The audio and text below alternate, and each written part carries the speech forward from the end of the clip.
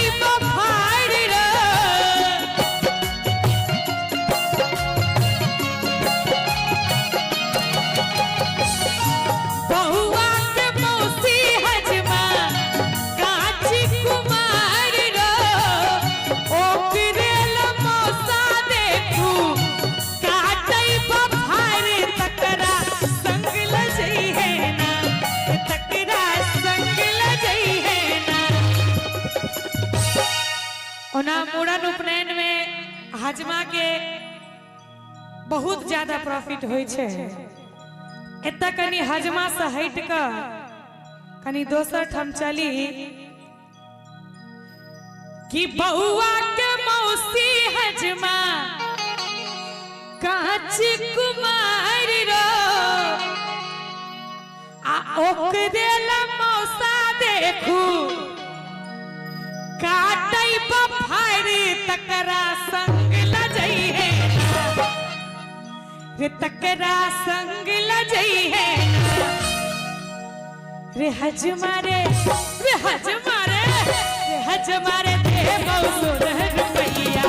बहुआ तू नहीं कदमी देना रे हजमारे दे बहु सोलह रुपैया बहुआ तू नहीं कदमी है ना।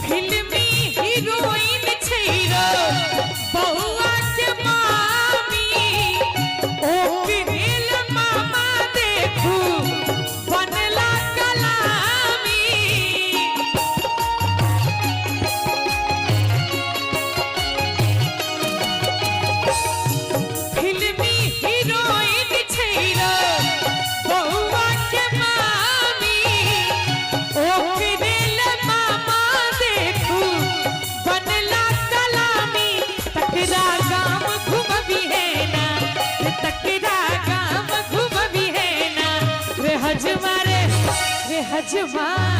रे हजमारे दे बहु सोलह रुपैया बहुआ तू नहीं कदमी देना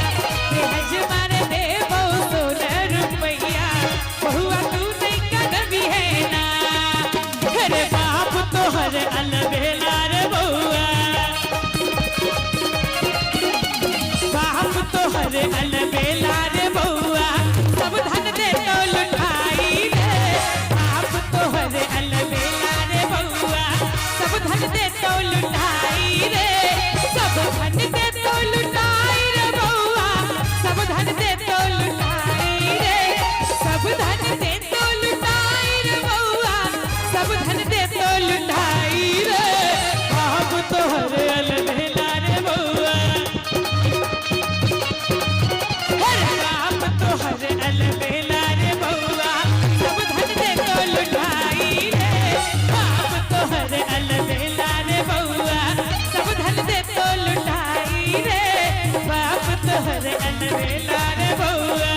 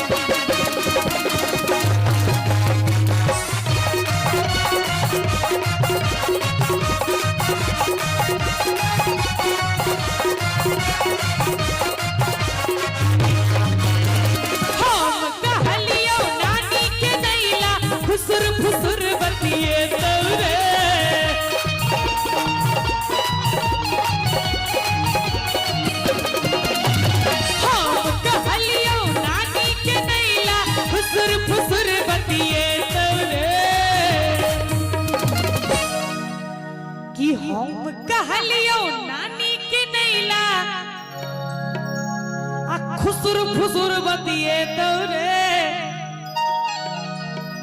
सबसे बढ़िया दादी के आइने सबसे बढ़िया दादी के आइने बाप के टोली तोरे बाप तोहर अलबेला रे बउआ सब धन दे तो लुटाई रे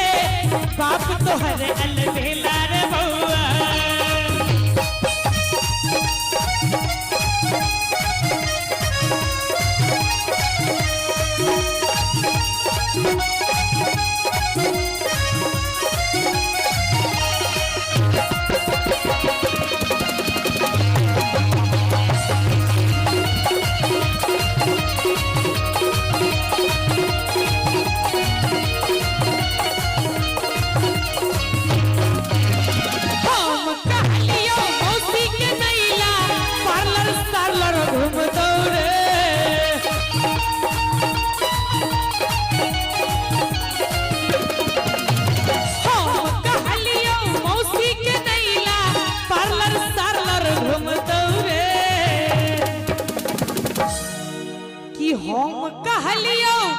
मौसी के नैला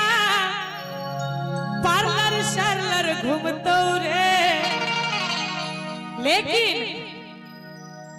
सबसे बढ़िया दीदी के